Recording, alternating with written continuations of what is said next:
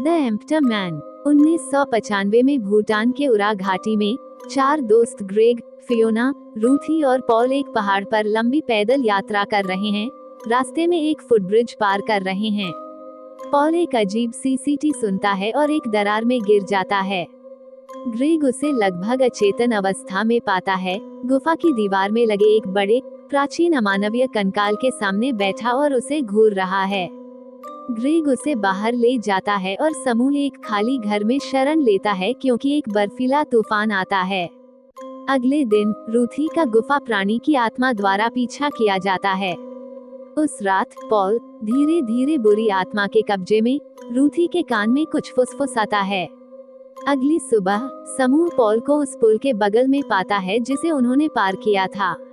Greg को चाकू मारने और फियोना का गला काटने से पहले मिसौरी 2018 में भूतपूर्व जासूस जेम्स लासोम्बरा अपनी पत्नी एलिसन और उनके बेटे हेनरी की मृत्यु पर शोक मना रहे हैं, जिनकी 1 साल पहले एक कार दुर्घटना में मृत्यु हो गई थी। वो अपनी पड़ोसी नोरा, एक विधवा एकल मां के साथ दोस्त है।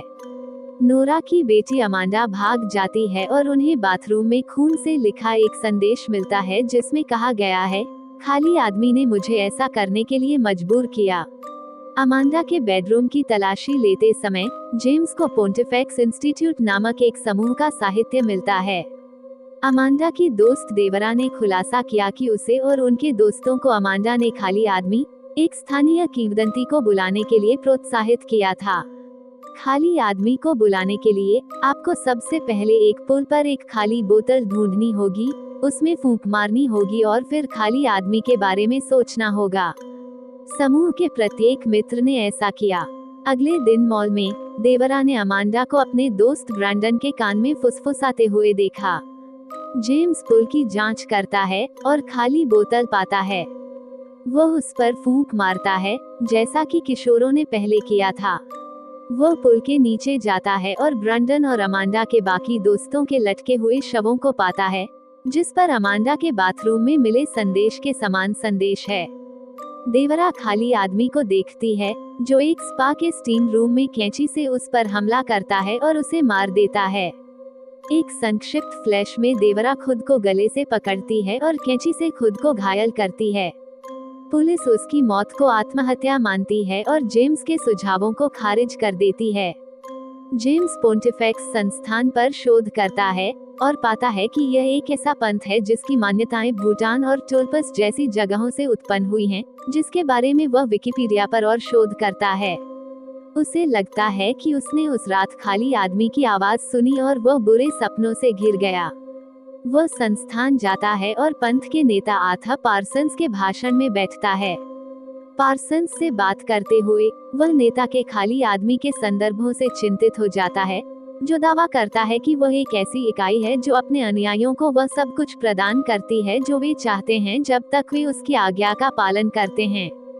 जेम्स को लगता है कि वो खाली आदमी को देख रहा है। वो पंथ के सदस्यों का पीछा करता है और जंगल में एक केबिन की जांच करता है जहां उसे अमांडा, उसके दोस्तों, पॉल और खुद के बारे में फाइलें मिलती हैं। वो पंथ को अग्नि अनुष्ठान करते हुए देखता है, लेकिन पंथ उसे देख लेता है और उसका पीछा करता है। उसे संदेह है कि अमांडा अब पंथ की सदस्य है और नोरा को बताता है कि वह सुरक्षित नहीं है। वह नोरा को छिपाने के लिए एक होटल में ले जाता है। ये पता चलता है कि दोनों के बीच प्रेम संबंध थे और जब एलिसन और हेनरी की मृत्यु हुई तो वह नोरा के साथ था। मतिभ्रम से पीड़ित जेम्स पंथ के सदस्य गैरेट पर घात लगाता है और उसे बेरहमी से पीटने से पहले उससे पूछता है कि क्या हो रहा है। गैरेट का दावा है कि अस्पताल में एक आदमी है जिससे खाली आदमी पंथ को संदेश भेज रहा है। जेम्स को पता चलता है कि वह आदमी वास्तव में पॉल है, जो एक कोमाटोज अवस्था में है और नियमित रूप से पंथ के सदस्य इकाई से संदेश प्राप्त करने के लिए उससे मिलने आते हैं। वह पॉल के अस्पताल के कमरे में अमांडा को पाता है। जेम्स नोरा को बुलाता है, लेकिन वह नहीं जानती कि वह कौन है। अमांडा बताती है कि पॉल खाली आदमी होने के तनाव से मर रहा है और पंथ को एक नए बर्तन की जरूरत है।